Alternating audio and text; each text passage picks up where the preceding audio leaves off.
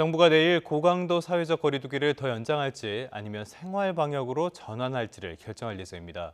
최근 코로나19 신규 환자가 많이 줄긴 했는데요. 소규모 지역 감염과 해외 유입이 이어져 어떤 결정을 내릴지 주목됩니다. 이런 가운데 어제 하루 신규 환자는 2달여 만에 10명대로 떨어졌습니다. 취재기자 연결해서 자세한 내용 알아보겠습니다. 김종균 기자. 네, 사회부입니다.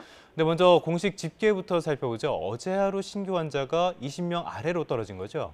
네, 그렇습니다. 어제 신규 환자는 18명입니다. 닷새 동안 20명대를 유지하다 어제는 10명대로 떨어진 것입니다. 이번 주 발생한 신규 환자는 141명으로 지난주 같은 기간에 비해 40% 정도, 2주 전과 비교해 4분의 1 수준으로 줄었습니다.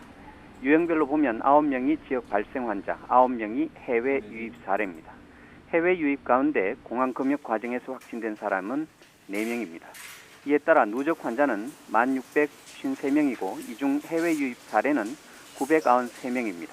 사망자는 2명이 더 나와 지금까지 숨진 사람은 232명입니다.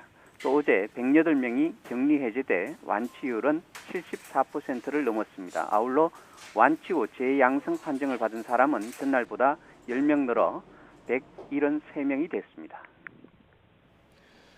네, 지역별로는 상황이 좀 어떻습니까? 네, 검역 과정을 제외하고 경기도에서 가장 많은 환자가 나왔습니다. 경기도는 4명 추가됐고 서울 1명, 인천 1명으로 수도권은 6명이 더 늘었습니다.